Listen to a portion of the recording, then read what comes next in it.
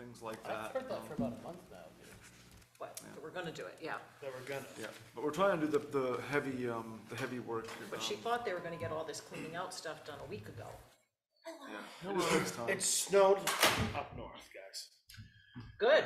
That's where I should be, It's gonna snow down here in too. the snow. But that, we're already way late. Oh God, we haven't It's not like had the a really killing frost yet. I can't Right. do that till the end It's of like the season. 23rd, I think, is, or the 15th is Central Maine. Yeah. I like to hunt. Average snow I'd day, rather hunt than first anything. snow day. Yep. And we're talking, But like you can see There's on the that work ground, thing or that is gets that in the way. just falling in the sky? 2 to 6 inches. No, I mean, when they say your first snow, starts- do they is it mean it this week? sticks on the No. ground? no. did The last- average this sticking past date is weekend. not so- November. Oh, okay. No. That's for damn sure. I don't have any. Yeah. Okay. So that's okay. Everybody ready? Ready when you are. Are we live, I Bill? guess. You can't hear you. They can't hear us. Remember the thing is not opening. But you should be able to hear me on my microphone, right? So how Maybe do just hit the gavel a few times. We'll all Maybe he's stand taking up. a nap. Okay, well, I'll call this meeting of the Readfield Select Board to order on October 30th at 6:30. If you'd all please rise for the Pledge of Allegiance. I pledge allegiance to the flag of the United States of America and to the republic for which it stands, one nation, under God, indivisible, with liberty and justice for all.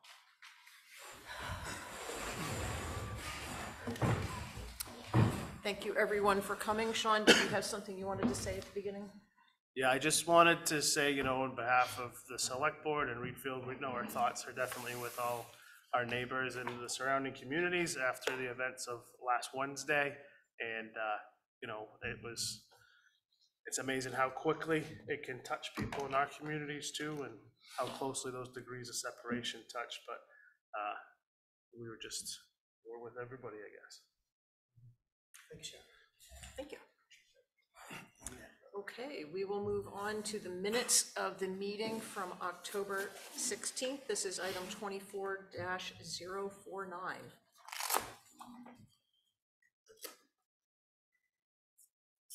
Don't all make a motion at once. I'll make a motion to approve the minutes. I'll second that. Dave, thank you, Steve. Well, Kathy, you usually find a comma in the wrong place or something, so we're just waiting for that moment.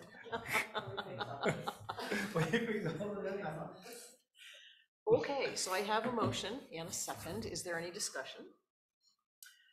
I'll just ask Angelica, did you fix the things that I'd sent to you? Okay. But that's what's in the packet, so. Because I actually read them. Because I actually read them ahead of time this time. With no further discussion, all those in favor?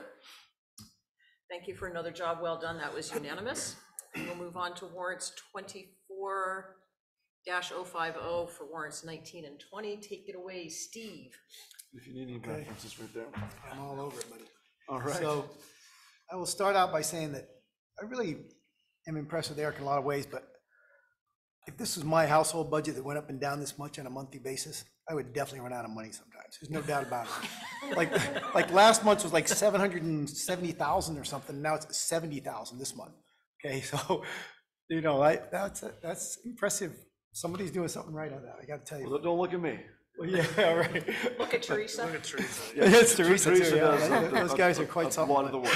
So And anyway. all those taxpayers in town who pay their bills on time, so we have the money. Right, so we have that money waiting for those And big ones, the that's big really months, the right? secret right there. Yeah. So there was two of them. So the employees, like 19 was the employees, and that was salaries, and it was $24,375.70. And the balance, $46,293.31, was mostly vendors, and that makes up $70,669.01. Again, just slightly less than 800,000 or so in the last warrant review. No county tax and no RSU is why. That'll do that, right? The biggest expenses were health insurance for the transfer station and other employees, and that came out to be around $7,500 total, if you take a little bit. I was really interested to see that there was $1,000 to the Marana Cook Food Pantry, the first time we've done that. But thank you, Ralphino. That was good. Yes. And $5,000, which is the voter approved amount to the Union Meeting House, that was in there. And $2,100 to Cartographic Associates for tax map maintenance. What was that one for? Cartographic Associates for tax map maintenance. Computer work for the, bringing the tax, working on the tax Mapping? maps. Yeah. Yep. And the And, surprise one, when I looked at it, was the Quirk Auto. well, you beat me to it. Sorry. Okay, you want to do the last one for me? That was the last one I was going to tell you. It was right near the bottom. So it was like, Quirk Auto Group for dump truck maintenance, $7,148.68. So I was going to ask you what that was. That was the rest of the exhaust sensor system. And basically, we talked to the customer service people, we talked to the mechanics. I didn't talk to the mechanics directly, the maintenance guys did, but, and their statement basically was that when something goes, sometimes all of it goes. That's And in the, this case, all of it went. And, well, that's the curse of like, it's all electronic probably, right? It's some electronic module that made by Elf in the It's a Black Forest. very complicated It's a whole emissions system. control system. It's a whole DEF system for the emissions, and those trucks don't like to sit and idle. That's bad for them. And that truck probably never runs very little and short trips. It's Yeah, not. it doesn't Are you get out saying much. they They're need not to, fans of they that. need to be driving around more? Is that what you're saying? Yeah, well, yeah. Yeah. Or if Longer we're gonna, trips, less idling. or if we're gonna have a truck that sits idle a lot, maybe we should have a different truck. Yeah. Well, I mean, honestly, so I we think replace it's it. more the short trips, because it doesn't idle much. No, he meant sitting idle, It not never being gets used. to cycle, it has Yeah. to run through a cycle for its emissions. And if it doesn't go far enough, it never gets through that cycle. And then it destroys the whole system because the filters all plug up and Yeah. things go okay. sour. So you'd really probably be better off with a gas motor if you're gonna go to a 1-ton. Yeah, and that's exactly what Been the there. recommendation is. but, $18,000 cheaper. Yeah. Well, I asked how much it would cost to switch it out, and they're like, you can't do that, so. Yeah. That shows how much I know about it, but exact same outcome, and the next vehicle that we do get that has that capacity will be a gas engine. We just don't need the torque, we don't need the power, and, you know, we have access to gas. It's convenient to have the diesel, because we can go right to the superintendent's office and they have a tank there, but gas isn't that far off in Winthrop or Fayette, and so, yeah, that's a great point, Dave. Maybe we That can makes rent sense. it out for people like to do weekend excursions, get some miles. Go in Sure. style. Clean the system out. Yeah, but, so, yeah, that expense adds to the already staggering tally, so, but it seems like it's worked itself through the whole system, so maybe we'll have better luck this time around. All right, I was curious, now I know, but Yeah, the renting out the dump truck idea isn't so bad. I remember once one of my students brought his date to the prom in his dad's dump truck. So that could be a thing. Yep. Could be a common thing. Sure. So I have Yeah, a he really did. It was a quite impressive. related question. In Readfield Union Meeting House News, they announced that they had received a enterprise grant from Readfield. Has that been dispersed yet? yeah, that was a year or two ago. So they've received it, and it has been dispersed, and they've been making payments. Oh, okay. Sounded to me like it was new, but it's not. No, I think they're just probably highlighting the different mechanisms they're using to Great. leverage funds to make that project happen. Thanks. So Is they that it, want to make Steve? anybody want to make a motion on that? I'll Well, make that's a your job, Captain, sorry. Motion to approve warrants 19 and 20, the sum of $70,669.01. I'll second. I have a motion and a second. Is there any further discussion? Seeing none, all those in favor? It is unanimous. And we will move on to communications, and we are already 2 minutes ahead of schedule. Select Board Communications, if any members have any general information they'd like to present to the public, which is our online only public. Is there anyone online? There are two people online tonight. Yes, we have two people. There's no one present in the audience here. Yes, Sean. So I just, I wanted to say thank you and congratulations to everybody who had a postponed event Friday afternoon, and with the conclusion of the manhunt Friday evening, rallied together to get everything back in motion for our trunk or treat Readfield Spectacular. So the folks at the library, the folks at Union Meeting House, and the Recreation Board. If you were not down there, there was probably 200 kids, I would say, this year. Easily. I've never seen so many kids. That is And awesome. I've never seen so many people stay for the movie. I would say there was probably 70 or so people that At the stayed. start, but by the end of it trickled off a little. It trickled off at the end, but that's all right. It got cold, yeah. It wasn't cold. I think it was just, you know, the excitement was wearing off and stuff, but. Candy And pie the kids, was- no, the kids were wild. No kid watched the movie. E.T. was really for all the adults' nostalgia. The kids were running around the fairgrounds with glow sticks all over their bodies. That is why, that's what happened. But it was amazing to be a part of, and I think it was really cool to see the number of folks that showed up, and I'm really grateful for everybody that worked hard to make sure we could get that back on the books, and it was a huge hit. So congratulations to everybody that was a part of that. I drove by on my way into town, the big town, Augusta, and I saw where you guys were doing it like off over in the baseball field, and I was like, oh my gosh, they really do have a movie. It's on a big screen and there are cars in the parking lot. It was awesome. Yeah, Like the I whole could even dugout. go one year. Yeah, the whole dugout, there's a screen that covers the entire face of the dugout, and yeah, it's a pretty good event. I think that was a really important event. I was bugging Eric and Sean about doing that early Saturday morning. We're I already just think working was. on it when you bugged us. I'm sure, well, I was hoping you were. You could have gotten a better night for it. I know. Yes. the Don't get too best. many of those in this time of year. No. It was the best one we've ever had for weather, because normally by the Yes. end of it, kids are in their sleeping bags. Well, we advise people that have kids to bring sleeping bag and blankets, but my kids didn't stop moving, so. That's great, and really needed at the end of that particular week. Oh, and Readfield Parents Association, Elementary School Parents Association, they were also a big part of it this year. Anybody else? I have a question, kind of dovetails off of that, and dovetails off of increasing communication. Can we host town business at the fire station? Can we have permission to do that? Because Saturday would have been like the perfect thing, because I don't know if, you know, who was on what site to get the message. But to increase communication, I'd love to see if we can post just town, like, happenings Oh, you mean on the message board? at the fire station. side. It's not really, nothing's no, on that. yes. We can do that, yeah. So how do we get access or permission, or like to Or the who does letters it? or whatever they are? I've done it quite regularly. I did it for last year. I did one for a town thing last year too. Yeah, so Steve does it, Lee does it on occasion. I'd say if select board stuff, maybe talk to Steve first. But not that Steve wants to do it, but I can tell you how. And But I like, tell you where the is, letters are. I mean, I can do it, I'm like right there, I can do it any time of Excellent. day, but where's The the next- stuff? It's inside, in the left-hand drawer of Lee's desk Okay, are all the letters. And they're arranged alphabetically, and then there's symbols and stuff in the back, and the letters are not as old as I am, but they're getting there. They're brittle. And they're brittle, and you know, and the sign has these little like channels they have to slip up in, and some of them are really hard to get the letters in. Let's just say it is not it's Right. like, oh, I'm gonna run over there in I 5 know, seconds and do that's- that sign. and you probably have certain vowels and a Could lack we of get a other new letter vowels. set, please?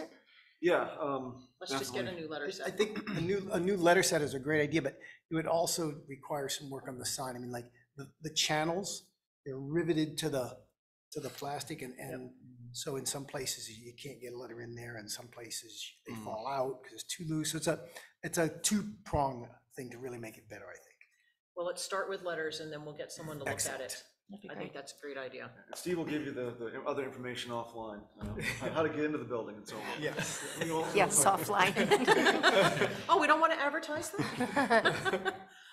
So I have two things I'd like to announce. One is the Union Meeting House has sent out a really nice pamphlet to lots of people. I don't know if it's if everyone has received one, or if it's people who have been interested in the past, but they've received a lot of money. They're up over $900,000 of a $1.1 million end goal to finish everything, and so they're looking for that last $125,000.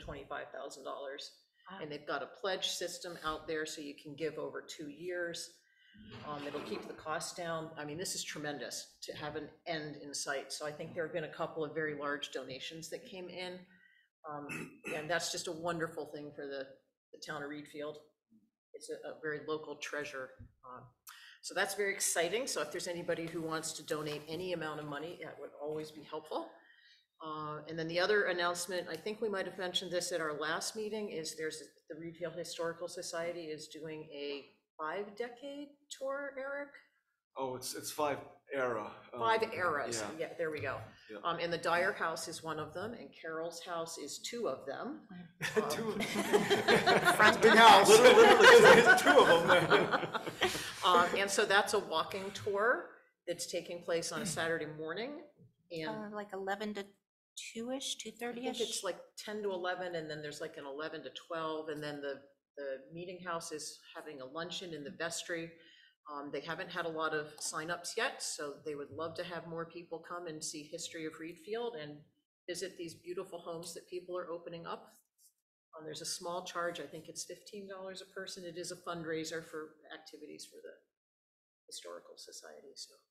And the houses are decorated in that era, and they're supposed to dress in that era if they can, and they talk about what happened during the holidays in that era. I think Rick Wilson's house is the farthest, just a little bit down Main Street. Library. The library and the meeting house itself. I think that covers There was it. something at the end that I did not know what that name was, but I don't know if she added something. So anyway, you can check that out. So And Carol, will great. you be in costume on that day? I have the 50s, so that's not hard. That's not tough. That's right in her closet. Just dig in the back of the closet, right? Let's move this stuff here. Not that old. Eric, what is your era? I've got the Victorian era, so I'll have a top hat and like a Nice. ascot thingy. So An ascot thing. All right, so some fun in town. We've Fun- had fun some in fun. town, We're no gonna doubt. have some fun. That's This is great. Anything else? Okay, we will move on to staff communication from the town manager. Okay, so I'll just talk quickly about the Veterans Day celebration coming up, November 11th. We have some modest activities. We're not going to be doing the parade like we've done in years past. We don't have the main third main reenactors, and we had some other things early on that kind of made it not the best year to do it. But we do have a very nice ceremony being planned. I want to thank Angelica for all of her work to help coordinate that and take over for Dale essentially in putting that together for us. So we're going to have some stuff at the cemeteries. Either you can go to any cemetery and visit the graves there, or Ben Rodriguez or Sexton will be doing something small at the Readfield Corner Cemetery, I believe around 10. But the ceremony proper will be starting just before 11 here at the town office. We'll then have lunch up here after, and the Readfield United Methodist Church will be providing desserts. A few of us are putting together crock pot type meals for lunch. So it'll be a good community event, and everybody's welcome and encouraged to attend. The other thing I wanted to mention is that we have Messenger, the new Messenger coming out, and my article this month is going to be about the comprehensive plan, following up on the fact that it was approved by the state of Maine. And I'm making some suggestions there on what's next. And one of those things is considering the formation of an implementation committee like we had the last 2 rounds of this. And it's something that I'm hoping the select board can consider at a future time. I am asking folks if they have an interest in that to maybe just put it in an application so that you can know that there's interest in that. It's always a cold start when you just say, well, we're doing this, and we don't have anybody lined up. But I guess most importantly, it's a way to express the fact that we have this plan. We need to and want to be putting it to use, using it as a guiding document for discussion and for considering actions in town. And so that implementation committee is one aspect. The actions the select board's taken is another, as far as making it a part of our quarterly review, doing things like making sure that we have the spreadsheet that has all the goals in one spot. So I think that that's just something that's important to know, is that we did get approval from the state, and we do have some more work to do. So, and that's my report. Hopefully it was less than 5 minutes. You're going to give us a brief update on the library? Oh, library, yeah, so work has started there. The library staff and volunteers have been able to move some items. The front room is in the best shape. We have some work to do on the back 2 rooms to get them ready to actually receive any kind of remodeling work. The electrical work scheduled for next week, and so all those things are coming together. We hope and expect to be able to get that done by the end of November. We will be putting out some notices, email, and otherwise social media about the announcements for when we'll have those basically work weekend type of thing, Saturday, Sunday. Maybe just have some open hours where folks can come in and volunteer to help with painting or putting up trim or whatever it might be. Great. Questions for Eric?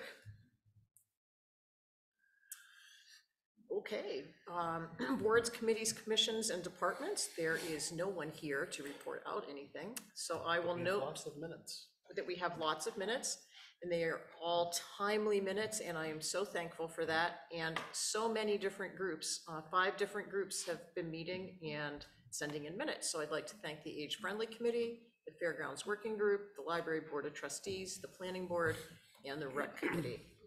Those are all available right online for anyone to look at. I Yes, have a Carol. question about, I think the rec one. There's a new Excuse me. scoreboard at the middle school, Sean, and I might be not correct. The donation that went to that, was that from Travis Mills? There was a slew of people. I Okay. made an announcement last meeting. Okay, Travis Mills, Hasten Fuss Dental. okay, I really don't want to miss anybody. There was a bunch, and then Okay. Readfield Recreation Association donated some funds towards it. So there is a picture on the Readfield Rec page with all the donors listed next Okay. to it. But it was a good collection of local businesses. okay. I just thought if those would have been in the minutes. I worked with Hannah this weekend at Travis, and she mentioned that, and I'm like, oh, and then I read the letter, and I'm like, seems like that should be acknowledged, or all of They them. did it a long time ago, though. Okay, Yeah, I mean, it was, gotcha. Several months ago. It was probably in the minutes for the It was in- school well, rec. with no, it everybody was- who did it. It was in the rec minutes, but it was months ago because Okay, they had that's to fine. approve the The funding. donation. But I Gotcha, think it gotcha. might have Okay, been sorry May. then. Yeah, well, Okay. then it had to come to the select board too, and you didn't Yeah. get to it till the summer, so. Yeah, it was May or summer. Okay, that's Yeah. pretty cool. And then, on the fairgrounds one, I guess, so now they're looking at one site at the fairgrounds? Is that what transpired? Right now, we're looking at one side at the fairgrounds and probably just one at school, not 2, just because other things are happening with one of those sites, looks like anyway. Okay, so Already. the one at fairgrounds on our said in the agenda. woods, Yeah, where and we'll is talk that? about that shortly, Oh, because it's on the agenda Good. for me to talk about. okay, very good. Yeah. Thank you. Okay, moving on. There are no members of the public present, as I already noted. If either member online would like to speak, just raise your hand or unmute. Nothing in the chat. And there's nothing in the chat, Sean reports. So seeing no comments, we will move on to item 24-051, consider the appointment of Pete Davis to the Trails Committee. So just quickly, Pete has served on a number of committees and was actually on the select board for a while. So I did tell him that he didn't need to be here tonight, but he's looking forward to, because I went hunting with him Saturday morning, he's looking forward to helping out with the trails and trying to be believe it or not, one of the younger members on the Trails Committee. So, And we won't say anything about how old Pete is. No, but he has a lot of energy and enthusiasm. I'm sure he'll be a great contributor. Sure, I noticed he has one of the key attributes. He said in Has a the tractor. application, you got a tractor with lots of attachments. Yeah. Yes. Winner. Okay, perfect. I thought so too, Yeah. Steve. I would entertain a motion. I would move to accept, what's the date though? Today through Today. June 30, 25. From now, to accept Pete Davis's nomination for the Trails Committee from today, October 30th, 2023, till, what's the term again? June 6:30, 30th, 25. June 30th, 25. There we go, thanks. Do I have a second? Second. Thank you, Dave. Is there any discussion? Just a big thank you to Pete for coming back to work with us. Thank you so much. Sometimes after you've worked on different committees and been on boards, you're like, okay, I'm done. Bye. Disappear. Except me, I'm that bad penny that keeps sticking around. So thank you, Pete. Is there any further discussion? Seeing none, all those in favor? It is unanimous, and the paper is coming around for our signatures. And we'll move on to old business, number 24-043, hear an update, or consider an update on the Fairgrounds project. Steve, now you can talk. Okay, well, it's pretty minor, because what we did is we had gone and visited all the possible, 3 sites at the fairground and 2 at the school, and asked people to score them individually. What's that? And the beach.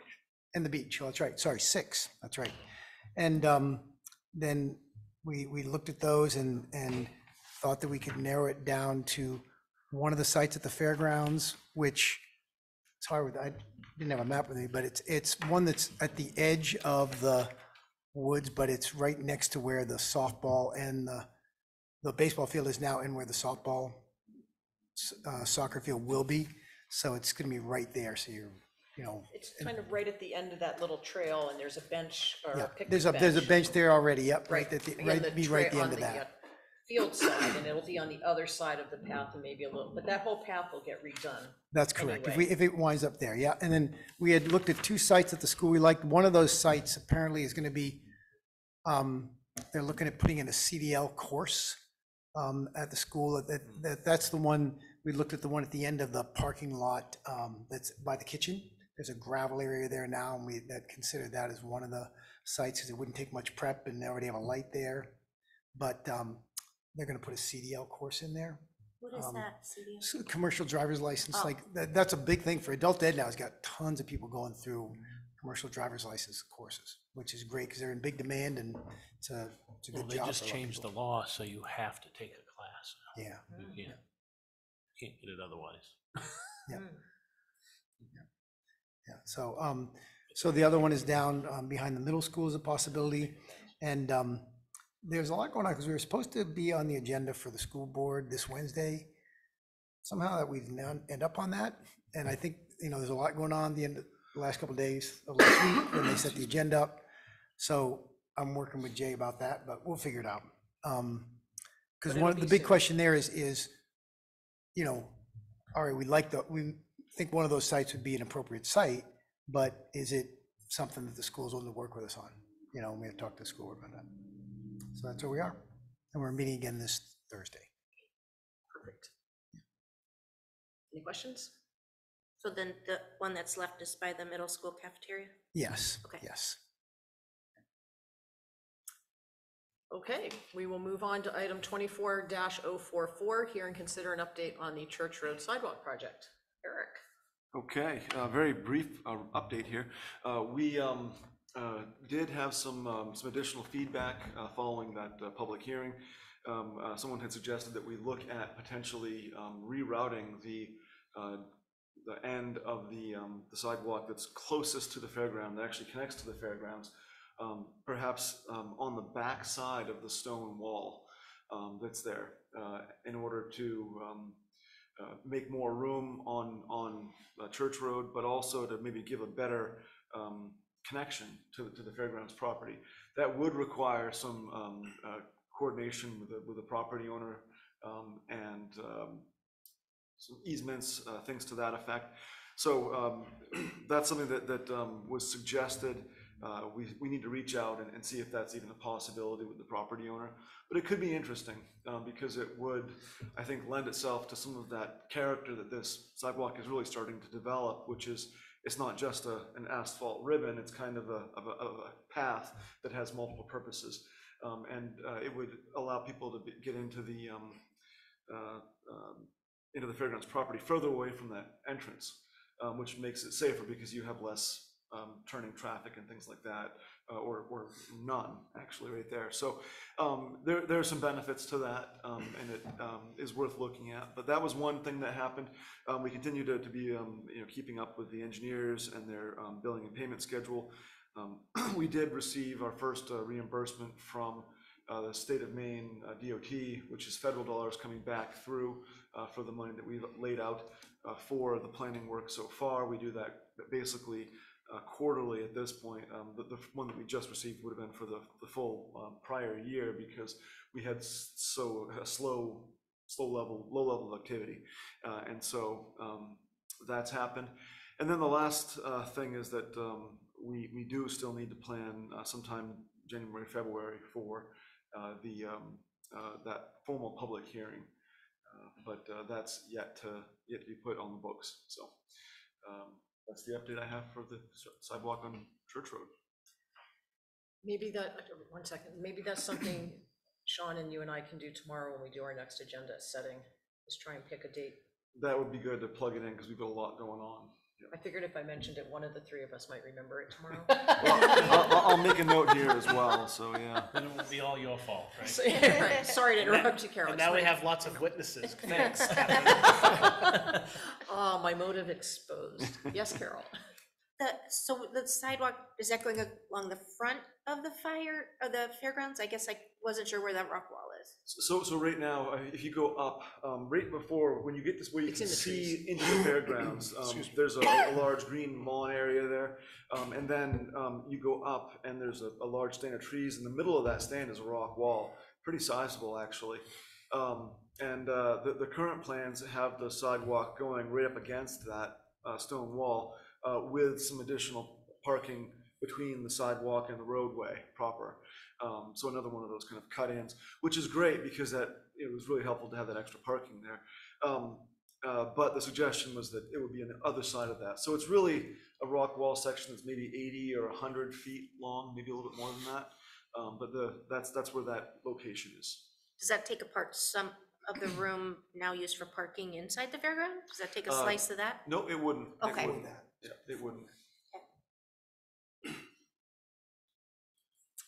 Okay, we'll move on to item 24-047, Select Board Retreat Action Item Reporting. As promised, I remembered to ask to have this included, so we'll start over with Dave and we'll go around this way. If you don't have anything, that's okay.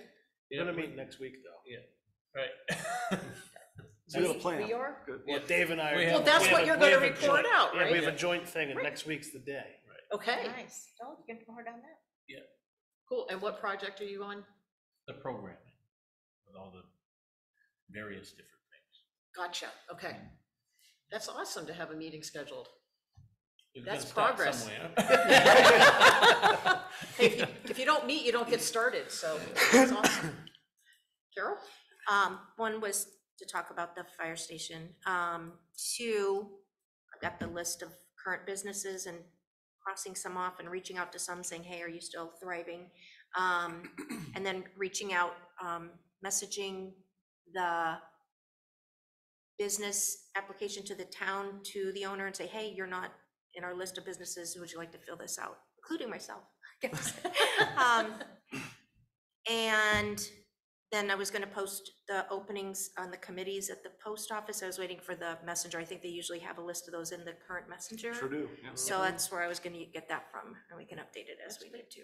Maybe you wanna, once you get that application thing, put it in the messenger too. Yes. So that people that we don't know about who have a home occupation Yes. or just a little side thing can register too. And for November, I was going to include, hey, we're gonna start like a section of businesses and anybody wants to be considered, and we may do it by topic, we may do it by new businesses, we may do it seasonally, and then include stuff like, here, you know, are you listed in the list of businesses and stuff like that, That's a whole great. introduction. How to get started.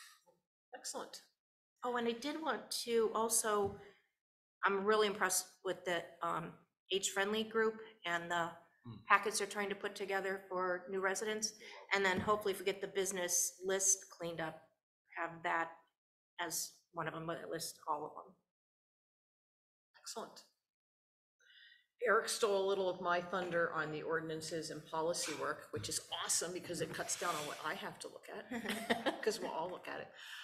So I picked the other 5 ordinances that we're not talking about in the next agenda item. They are from 2011, 2008, and 1999. And they're not the really interesting ones, and my guess is That's why that, it's not been touched since Right. 1999. and my guess is that maybe the planning board has talked about these. And so what my next goal is gonna be, now that I've identified those, is to read them. I'm sure that will be thrilling. And like, it's the sludge ordinance and the mass gathering ordinance. I remember when we did that, that was because of the fish concert over at Oxford Plains Speedway. And all these little towns around in Maine were like, oh my gosh, we don't want that to happen in our town, let's make an ordinance. Woodstock 94 or something. Right. That went really bad. And look at Oxford now, they got the casino, and it's just gone downhill. Yeah, I mean, wow, what times change. But anyway, so after I read them, then I'm gonna ask Eric who the right contact person is, and just ask them, because they may have already done this, but we just haven't reviewed it and updated it. So like, yes, we made contact. The people who are in charge of this have, they're okay with it, or, oh, they said maybe they'll read it. I don't know. So that's where I'm at. And then I'll work on policies. I'm gonna do that in November. I'll work on policies afterwards. So other than meeting with Dave next week, probably Eric and I'm really putting all mine off. I sound like a procrastinator. Probably Eric and I won't talk about the beach for a little bit yet. Well, soon. I mean, it just closed. Let's give it a hot second. Let it freeze over first. Tomorrow. Yeah. But yeah, I mean, we will start discussing that probably next month, imagine. Yeah. We usually do. Well, that sounds good, and I think it's gonna be pretty intertwined with the budget process this year. Yeah. Just, and with your programming discussion, I think that's all gonna really start to mesh. I agree. So. Thank you. Yeah. Steve? Well, not a lot to really report about on the school front. They've been a little busy lately with other things. Yep. Understandably. And the only thing would be about the fairgrounds Yeah. and the basketball court. So That's really it. really important work. But there's some other good things, down the line, like, working on senior citizens being able to walk maybe on the weekends in the school. And has we talked that about started yet, that people can No, walk? but that's what I say, I've not made any more progress about that. Okay, So because I you was had to thinking, highlight that, didn't you? I don't really want to say that I'm a senior citizen. I was gonna say, how old do I have to be? I think what we mean is we're just not talking teenagers. Right. But it would be really interesting because, it's going to get colder and wetter and icier, and maybe they're only going to do it from like 5:30 to 7 in the morning, which means I will not ever be there. But, I'm sure there's a whole group of people who would be. Well, So- I mean, my take on, ideally, Catherine, if you could convince your teenager to come with you and walk up and down the halls of the school, more power to you, bring them along. But I think that's a highly unlikely scenario. Kevin, Yes. I want to help Steve out a little bit. He mentioned CDL and he mentioned the school. I just want to say that when we were talking about training for town staff and the possibility of CDL, I reached out to Steve Vos, who was the adult ed coordinator, and he said, well, let me look at this. And he came back and he said, well, I can get a couple of you guys in for free. And so the school, I think in large part because of the effort to collaborate and be good partners, is offering that. So one of our employees will be taking CDL training at no cost to the town, which is, I think it's $2,000, $3,000, $4,000 value. And so that's just one of those little community building things and that collaboration, and I just want to thank the school for that, RSU, and Steve particularly for making that happen. Steve Vos, I hope you mean. It is Vos, Okay, yeah, good. yeah. I'd like to take credit for that, but. But no, I have no idea what you're but talking it's that kind of collaboration that is exactly what you've been trying to champion. So I think it's there, it exists. Also, any unemployed member of our community watching this, it's free for a lot of people right now, so they should just consider taking it if they need something, because there's you an need a abundance of jobs. Do you need a CDL to be a bus driver? Yep. Yes. Oh, and we need bus drivers. We desperately need bus drivers. Every town needs bus drivers, so you could take your course here, but drive a bus anywhere. No, but they should drive them here. Say, Catherine, Catherine, that's not the plug. it's not the Gotta plug make we're a looking deal for, with that. Catherine. Now, come on, we were talking about all the communities around us earlier in the that meeting, was so. something else. Okay. We need bus drivers here. Well, that's nice. We can't expect that everything that we suggest with the school is going to be met with open arms, but that hopefully some will, and this is a great one, so that's awesome. I'd just like to note that we are 15 minutes ahead of schedule. Well, not that I've been counting minutes or anything. So moving on to item 24-052, consider a CMP pole permit application for Minnesota Camp Road. I'll just put a little plug out there. We've done this a number of times over the years. This is kind of a perfunctory thing. CMP has to come to the town to ask for this, but we don't really do anything other than say, yep, okay, you filled out the form correctly, we're all right. So hopefully I didn't steal all your thunder, Eric. No, the only thing I'll add is that this is actually interesting one, because the pole is kind of a part of an extension for a development that's likely going to be going in and is in the works to go in it's actually off of Minnesota Camp Road. There's an old town right-of-way that goes through there, and I think it's the one that goes clear through to the other side of Kent's Hill, not far from your place, Catherine, and out behind the Kent's Hill School. And so the town is being asked about this because there's a town right-of-way there.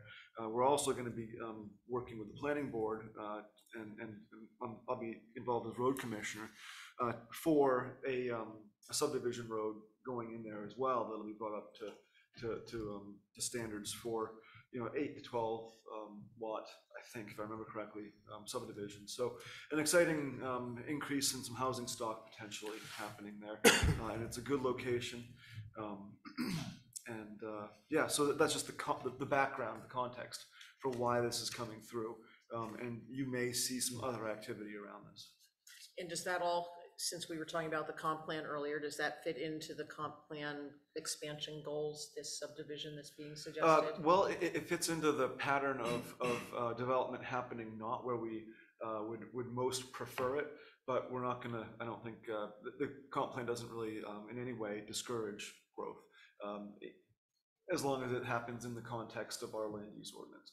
So it's not in the village area, but the fact that it's using in an old town road and it's near Kent's Hill, those are some positive aspects of it. I think that's important for us to note, because I know part of the discussion was, well, if this plan gets approved, this was prior to last town meeting, does that mean that it is like a law and it's the rules and you must do it? And we, as a board, were pretty firm in saying, no, it's a guide, it's suggestions, it's what we think should happen, and if people voted in, then that's the kind of plan we're going to follow.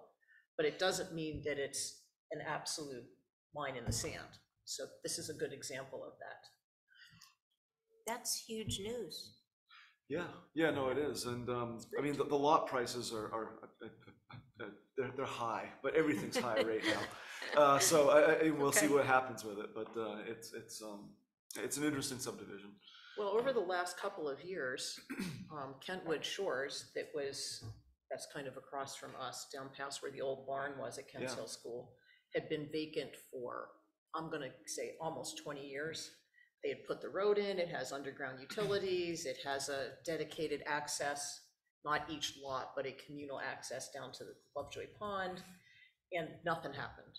And then the pandemic came, and little by little, every one of those lots has been sold. Most of them now have a house on them. Yep.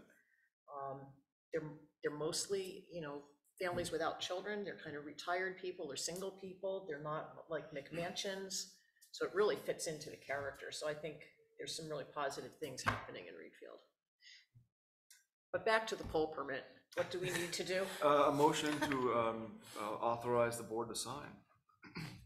I'll make a motion for the board to sign the agreement for the Minnesota line as stated in our packet.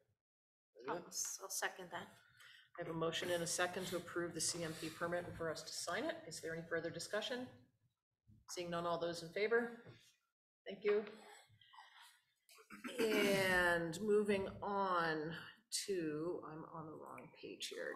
Item 24-053, consider a prior year tax abatement for map 109, lot 003 and 4. That was fun to read, Eric, probably not so fun for the people who got the bill. Not so much, but so this is basically just a correction. The Board of Assessors has authority to only go back so far, and additional abatements require select board approval. And so this is one where the assessors did their piece already. And this has actually been hanging out, and I just haven't tucked it into the agenda any place until now. But this is to basically do the other half of an equation that was already resolved and addressed by the Board of Assessors.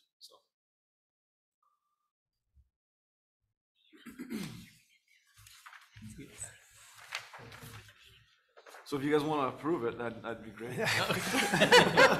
So the situation is it was billed to the wrong party because the property had been sold, and now we need to make this correct. Yes, yeah. That was, in Go a ahead, Dave. nutshell, it was just, he accidentally billed it to the wrong, after it was sold. So it was billed to the wrong person, so it's just sending the bill to the right person and refunding the money from the people who paid the wrong tax bill.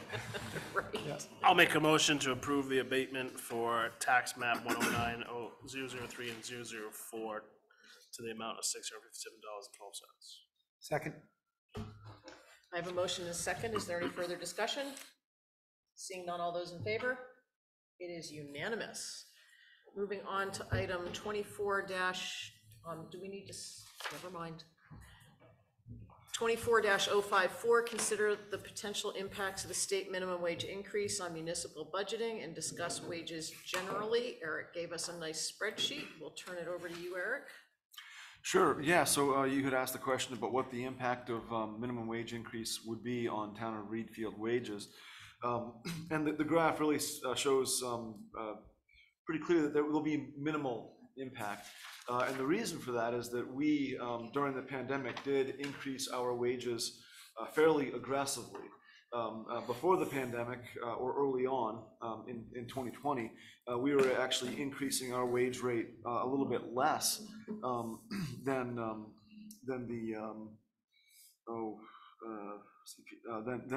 the consumer price index, and on par with state of Maine inflation, or state of Maine wage rate increase for the minimum wage. We then implemented that $1 an hour across the board, or maybe it was two. I can't remember which. Two. And that really jumped things up, got us in a much more competitive environment as far as attracting and retaining wage labor, and so that trend continued with some collective bargaining increases that were exceeding the rate of inflation and the rate of minimum wage growth. And now we're at a point where I think after this year, we will be able to start becoming more in line with both CPI and the state of Maine minimum wage growth. And that's my intent with this budget coming up, I'll just say, is that I think the time and inflation slowing down, the pace of inflation slowing down, we've done a great job of matching that and making sure that our employees are kept whole and that we're competitive in the labor market. So that's good, that's great, we did a good job. Now it's time to start slowing things down a bit and look at wage increases that are more in the 3.5, 2.5 range, which is more in line with inflation, which is I think where we ought to be. We do have mechanisms for merit bonuses, and things like that to help reward people for exemplary performance. But the basic wage rates, the jobs are still more or less the same. And so if we're able to keep pace with inflation, we're doing okay. And I think that one of the things that we also see is that we are on par, more or less, with towns our size in the labor market. We're doing as good or a little bit better, I think, in some cases. I didn't see anything where I thought, geez, we're really falling behind, because we did have to do a pretty complex and complete wage analysis when we negotiated the collective bargaining agreement last winter as part of the budgeting process and part of that agreement. So I think that we're in a good spot. And again, the state of Maine minimum wage increase really isn't going to affect us. We've had a more or less a $15 an hour minimum wage in the town for full-time employees for quite a while.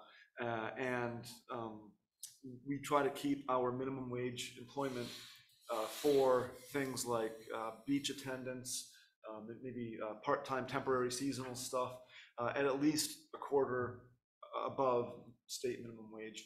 And we've been budgeting for that accordingly. So this change that we're going to see January 1 really isn't going to affect us that much, especially because our summertime labor comes in July, August. That's when we get a real busy time. And so we can accommodate for any of those increases with next year's budget. So we have that information as well. So kind of a long answer, and I went around a few other issues, but that's kind of a summary of where the minimum wage increase is and where town wages are. We have one small question. Just going across our line, in 2024 was 5%. Is that from last budget session?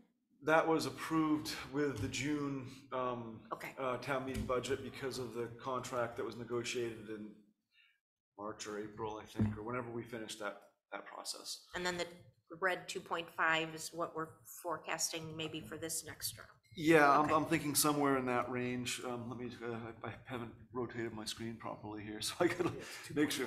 Was it stated in their contract, in the agreement, what the raise would be? No, we had just done through, and then we have in December, we have that wage reopener to talk about Okay. where that's gonna end up. So. And so one of us lucky select board members will get to sit in on that with Eric, right? Yes, but like I said, I don't expect when we get to that discussion in, I think it's going to be November, December of 2024, unless inflation goes wild again, which things are starting to slow down. We won't really be needing to do anything because we've already accommodated. We're already at 5%. How much more do we really need? And I think my answer to that is going to be, we're already on the curve or ahead of the curve, so I think that we're okay. But we'll see. We'll see what happens in that discussion. When we negotiate with the employees union, we have a member of the select board along with the town manager and their union rep, and then they have a rep, so that everybody's represented in the discussion. Do we draw straws on that, or how do we? Oh, no, someone volunteers. Oh. And if not, you can do the short straw, right? But, no, it's a good process. It helps you understand more about the whole labor environment that we're working in. We have a new union rep, so I don't know how that's going to go, but they've always been generally respectful. They have some alternative facts. But I will say that we've been able to work with them very well. And it helps that we go in with the idea of supporting and compensating fairly the employees. We're not going into this with any other motivation. And so it makes it easy for us to negotiate. And what is the current bonus system? Is it a percentage or is it a dollar amount? It's a percentage, and it's either 1.5 or 3%. And if you show up and do your job, you get 0%. If you show up and do your job and then go above and beyond and make an effort and really kind of step up, you can get the 1.5. And if you perform at an outstanding level, consistently going above expectations, supporting other employees, being a great representative of the town, then you get the full 3%. So it really is based on better than average performance, not just showing up. It's an incentive, imagine that. And are you the arbiter about that? I am, but we actually have we tie it to the evaluation process. And so it's part of the annual evaluation, and so there is some kind of basis for it. And there is a grievance process, of course, if it doesn't work out, so. And it's a matrix that everyone already knows what's on it, so they know what they need to live up to meet that goal. Exactly, yeah. Yep. And last year's performance evaluation is usually a great starting point. I want continuous improvement, and I see it most of the time, and that's kind of the baseline, so. That's great. Yeah. Okay, we'll move on to item 24-055, consider possible ordinance updates for the upcoming town meeting and discuss scheduling. And I will just note that we are still 15 minutes ahead of schedule. Okay, This I is was remarkable. not, I was This not is gonna your say this, but part. now I'm gonna tell you. When I left, Tara says, how long are you gonna be today? And I said, well, in theory, should be over at 8 o'clock. She goes, yes, it's all good in theory, but the reality is often very different. So I'm very impressed that So she'll see you at 8:30. She'll- That's what I tell my family. Maybe sooner. They're gonna wonder what we did tonight. If we go home early. I just tell mine I'll see you in the morning. Yeah. So, Eric. Yeah, so this list is something that I put together based on some of the select board goals that we had, some of my own observations of what's been happening in town and what's come up as issues. Also, a lot of this stems from state law changes and other changes that are outside of our control. So this is a sample list. I don't want anybody to think that this is the be all and end all. You can do all of these, you can do none of these, well, you can't do none of them. There's a couple that are pretty much required. This is a take it or leave it kind of list in large part. And I just wanted to have an agenda item where the board looked at the scope of work that was likely ahead of you, talk about some of the ordinances and why they might need to be revised or created, and then maybe prioritize some of those and maybe set some future meeting dates or give Sean and Catherine direction on how to do that so that we can work through all of these in a timely fashion and have everything buttoned down by March or April, so we can be ready for the town meeting warrant. So that's the goal here, and I put together this just brief summary, and I have some background, some more background if you need it on some of these, but this is what I'm looking at as the most likely work that would need to be done for town meeting. So I'm going to start at the bottom with the waste disposal and recycling ordinance. There are some things that have happened in state law. The recycling committee has asked for a couple of changes, especially with the stickers, like they have to be affixed to the windshield, not displayed. Fayette isn't actually listed as a partner community, and they are, so we legally have to do that. I don't think there's a whole lot in there that we have to add or anything. It's just reading through it and making sure that it's current. Yeah, a lot of clarification. Right. Yeah. Go ahead. That's not going to be a problem in terms of timing. And I think this is a larger number than we're used to putting out for the public, but I think what we need to do is to look at it as there are some like clerical things that have to be done. Just updating. It's not really changing things. It's not adding new provisions and laws. It's just making things current. And I think the more clear we can be with people, this is what was there, this is what is there, makes it really simple. Like maybe leave the redlined version in there until we go to vote, so that anyone who reads it can see, oh, we just made it 3 towns instead of 2 towns.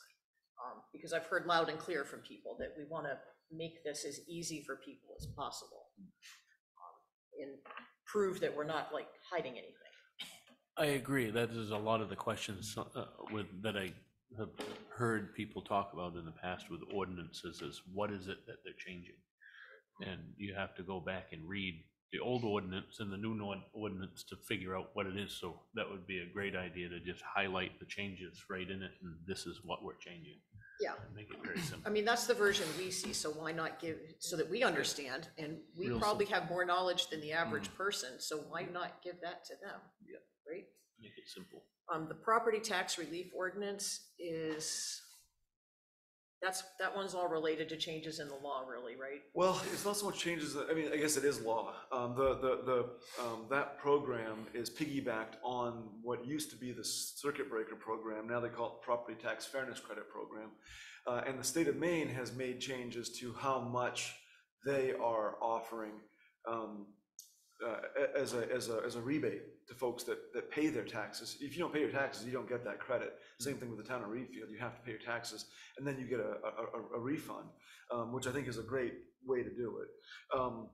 But they've increased their thresholds and the amount of money they're giving out. And so it is important, I think, for us to look at our reserve, which is somewhere around 45 to 47,000 right now, that we have available in that fund, and decide, are we giving enough? Are we giving too much, too little?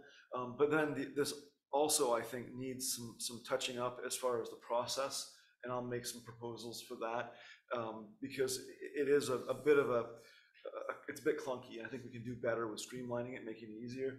Sandra Rourke waited for way too long this year to get her refund, but she eventually got it as a credit to her taxes. And that's the other thing is right now we have it so that if you're a renter and you don't own your home, you are able to get a check as a credit. Property owners get a credit on their next year's taxes. So that's something that I think makes sense to some extent, because you can't give a renter a credit on their taxes because they're not paying the taxes, and you don't want to necessarily give it to the landlord. So there's some differences there, but that one, I think we want to look at that a little bit more closely, and also see if we can find a way to add in some incentives to make the program more visible, because we do have 2 or 3 people every year that have been taking advantage of it, but I think it really ought to be more than that. So. Okay. So I'm hearing probably you and Karen on the waste disposal one, and you on the property tax relief. Yeah, but I'm happy to work with a board member if anybody has an interest or wants to look at that. I'd say it's affiliated, with in part with the senior program, because the fairness credit does give an extra incentive to older residents. We can't do that with ours because the Constitution doesn't allow that of the state of Maine. But we definitely it is a social excuse me, a social type of program that helps people that are moderate to low income. And the planning board is responsible for the land use ordinance updates typically? Yes, and they're going to be very busy, and the select board I think, should have a bit of a role in at least observing and engaging on this, because of the very large component of this year's update that is related to the housing and the LD 2003. So something that you want to be paying attention to, but they do the heavy lifting, and they're very good at what they do, and they will be getting assistance from some additional resources, at the very least KV-COG, perhaps some others. The state of Maine has given some money to fund a portion of that work. We have $10,000 in the bank right now from them that we can apply towards updating our ordinance with that specific goal in mind.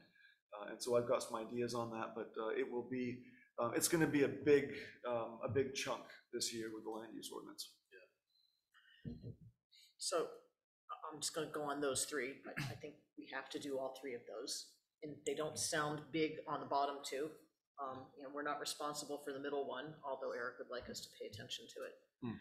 I'm going to skip the firearms one because the other 2 are easier, I think. So the disposition of tax acquired property is the one that we motioned a few weeks ago for Eric to actually do, that he has a draft of.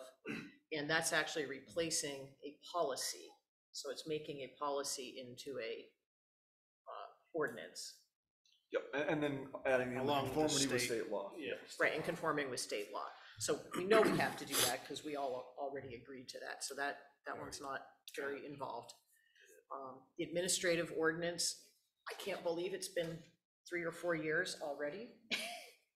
But since we've updated that, but I think that's one that we should put on our list for being annually. It's the kinds of things on that are routine things that we don't really need to have a separate ordinance for each little thing. And so they're all about things really about how the select board and the town office run together. Is that pretty close? That is, yeah, and the big thing that I'm looking at this year relates to the property tax, or excuse me, the disposition of tax acquired property. Because we did have in the administrative ordinance a portion that authorized the board to pursue the sale of property in the best interest of the town. And that is gonna need to change because we are revising the entire tax disposition piece, making it into an ordinance. So my recommendation is gonna be to just strike that line entirely.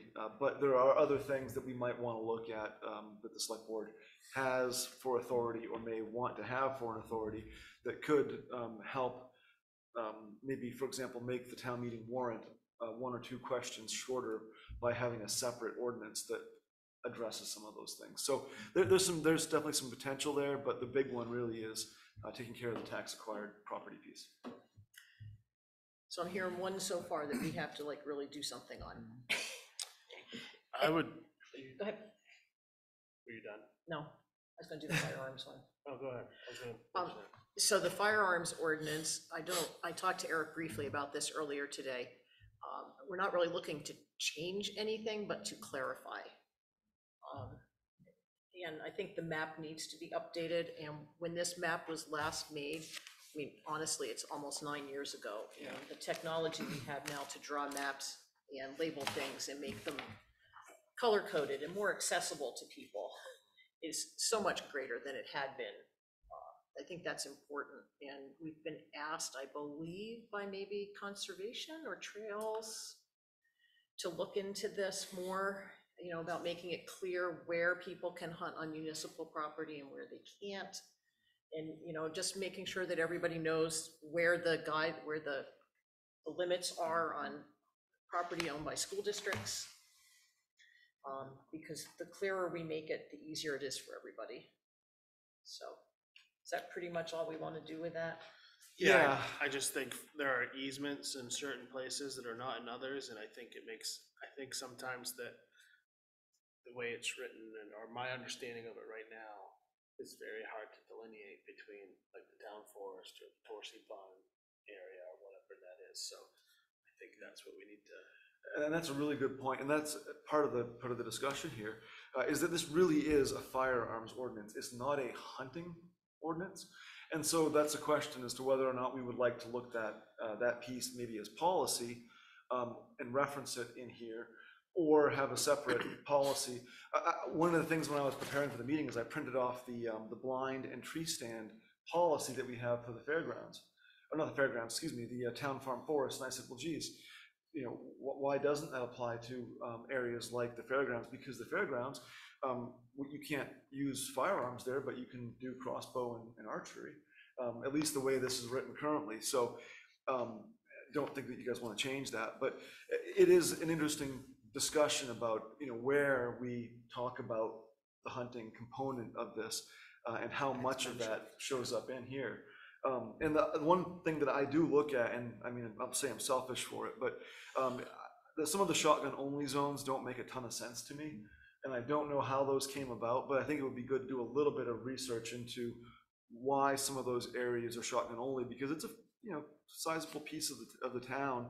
And I'm just not sure why some of those areas are where they are. I don't know what the density things were. I mean, I see areas that are not shotgun only that are more dense than areas that are in this list. So just don't know why. And is it because of easements? No, it's not. I mean, I'm looking at areas like out behind, on the left side of Church Road, there's 100 acres out there, and most of that's shotgun only. I don't know why. When you've got other areas in town that are much more densely populated, say by the lake, that you can use rifles. I'd like to see that if we have a policy that limits And the it type makes of. sense. Yeah. Um, Well, and maybe Consistent. somebody can help Eric. I mean, some of you people who use guns and other items and are hunters probably know who you would contact to find out, you know, what's usual, what's typical, what do other small towns do? And make this a shorter process than. I'm sure our local warden would be happy to talk about. He would. Yeah. That would be Yeah, great. so, I mean, but we don't have to necessarily do that this time around, because that might be an involved discussion, but I think that if we're looking at it and we have the opportunity, it might be a good way to do that. But the thing I think that really needs attention from the board is the piece about hunting, because we do have hunting allowed on a number of town properties, but it's not addressed at all in the firearms ordinance, and I think people think that it should be. So we have to decide if we're gonna have two separate things, or if we're gonna have one thing, or if we have one policy and one ordinance, maybe they need to both say the same thing. Yeah. That would be a good idea. So I'm all for, you know, anything that's like clarifying, because it just helps people, and I think, It takes away ambiguity. right, and if they see that that's what we're trying to do, not trying to impose new laws or take away rights that people have, but just trying to make things more accessible for people, is really good. Absolutely. I read an interesting op-ed recently in the Portland Press Herald about how confusing Maine hunting laws can be, especially when it comes to things like crossbows and the different seasons and the overlap. And I think that we can do better with our policy, definitely. So. One last thing before we move on, if that's okay, or did you have something? Well, I was just gonna, the personnel policy, I had sent you some of the changes for the MDOL laws and stuff, but was that part of this conversation, really, to make sure that That we're? was more of an FYI, because that doesn't go to town meeting. That's Yeah, just an FYI, Let's that's keep it in the back of our minds. Ted. back of our minds. That's It'll something be that in my December list, Oh, thank you. because I'm gonna go through all the policies then, you gonna know, be in and as December. I said Okay, at the that means I have to retreat, start working on it until January. I'm Perfect. picking the oldest ones first, but yes, let's do that. But I just want to point out that what's not on this list and what isn't discussed yet, we heard about it last meeting, is that there's a potential for a special town meeting in January or February to address what might be a special overlay zone for a commercial industrial district for, as is currently envisioned in the land use ordinance. There's a process that's already in place. If one or more applicants move forward for a solar farm and also for a large or larger than currently permitted not subdivision, storage unit compound, that we might be doing a meeting for those things. And it looks pretty likely that's going to happen, because we saw a packet this thick come in from the solar company today. So we might be able to, if we have some items that we think are related to, or that we could put in on that special town meeting, that's a possibility. But again, you want to be careful, because it'll be an on-floor town meeting, which is, you know, we haven't had one of those for 8 or 9 or 10 years now. And so it's it might be good to just start with just those 2 items. But anyway, I just wanted to point that out, that that's a possibility. And it's, as much as people might think, you know, well, we voted secret ballot in, and that's how we do everything, there are situations where we have to have a special town meeting. And these are people who have applied for permits and gone through the process, and they're doing it timely, and it's correct for us to timely continue that process for them and not make them wait another 6 months, because that damages people financially.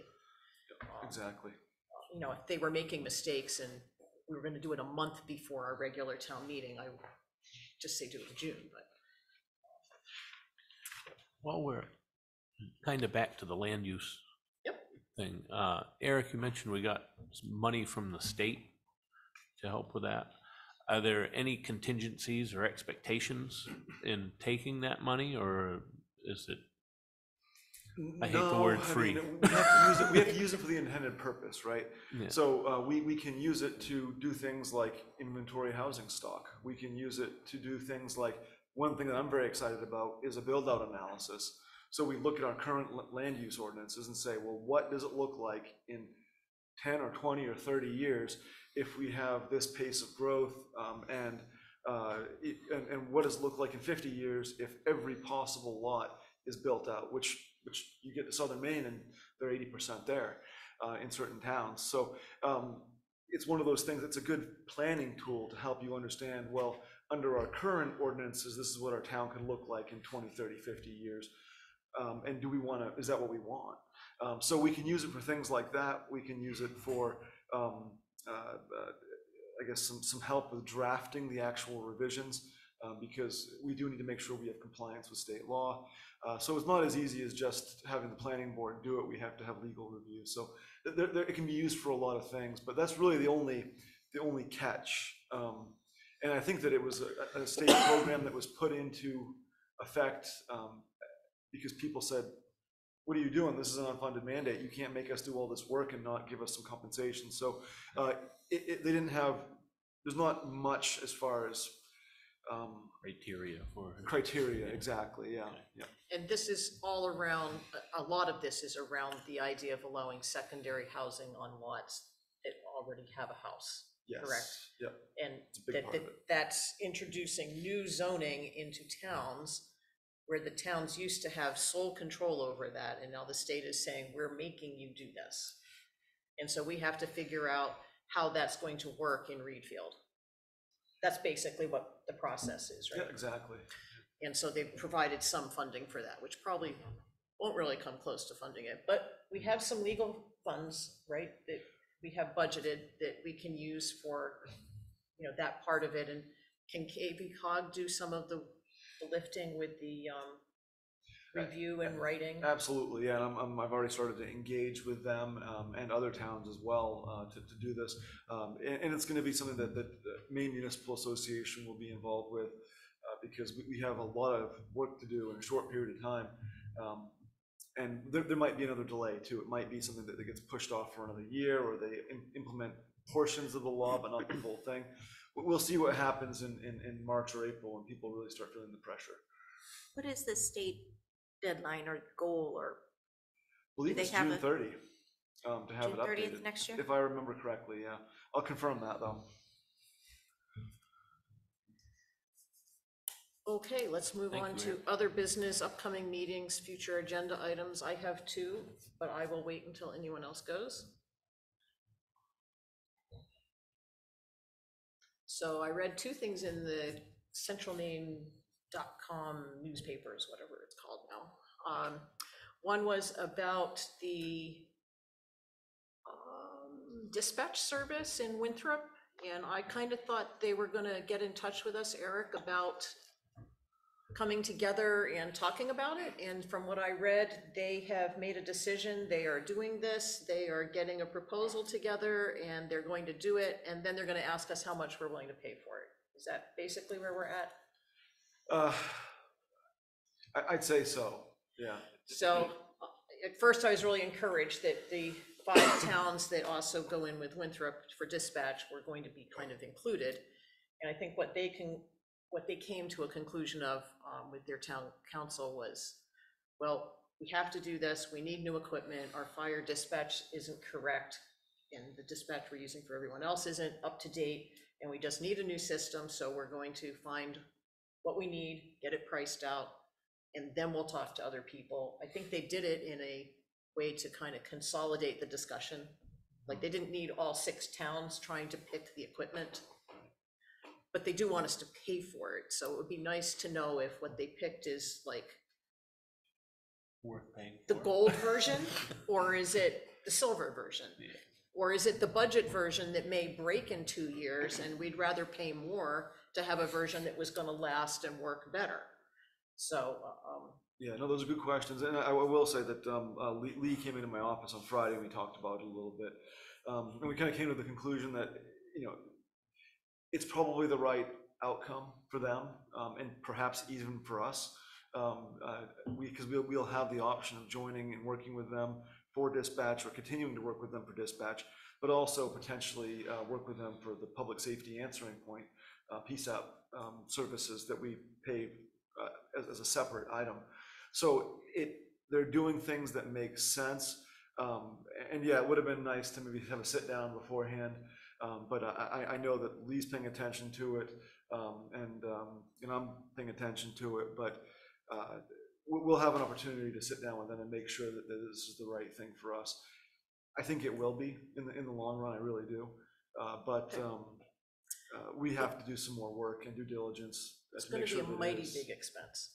It's going to be pretty big. I mean, they're talking about millions of dollars in equipment, Right. and our share of that could be sizable. They're going to be applying some funds, some grant funds, and things like that, and we may choose to do the same. But I think that it probably is best for them to come up with a solution, and then for us to decide whether we want to be part of that, especially because they are the ones making the investment. So, Right. Yeah. And then the second one was, I also read in the paper about, there's some progress on their mooring situation, which is that they had sent out a questionnaire and they got back something like 356 or something responses. And I think 90% of the responses were from people who don't live on the lakes, which was really interesting. And the overall theme was that they don't think that any property owner on the lake should have any mooring restrictions. That they think there probably should be, and wasn't everybody, but it was like 60–70% of the people who bothered to send it back in. There should be something about mooring in the more public spaces. But the key criteria that virtually everybody noted was it needs to be on all 11 bodies of water. And that was the real sticking point that I think caused Winthrop the problems last year, is that they picked one body of water, not all of them.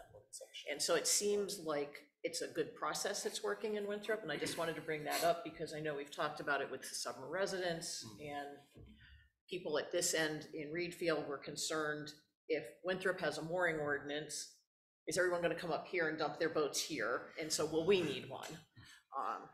So I think just keeping that at the forefront as watching what they're doing is good. That's it for me. Anybody else? Motion to adjourn? Our next meeting is November 13th. I'll make a motion to adjourn. I'll just note that we're hoping to have a half meeting with the select board and a half meeting of the chairs Next time? next time. I'm in Indiana, but I was gonna Zoom. Okay, so what we're looking at is an hour for our meeting and then an hour with us with the chairs. Of the town committee, you mean? Town committees and boards, right? Not So that we these can chairs. talk about budget, You're smart. I thought you meant like the chairs of so that other we can towns talk maybe, about or budget something like that. goals. Wise So we guy. can let them know I what like we've that. talked about and hear what they, have to say, and then everybody can go on and meet with their committees and prepare their budgets. Do we have a second? Second? All those in favor? It is unanimous. We are adjourned at 7:51. Excellent work. I got time to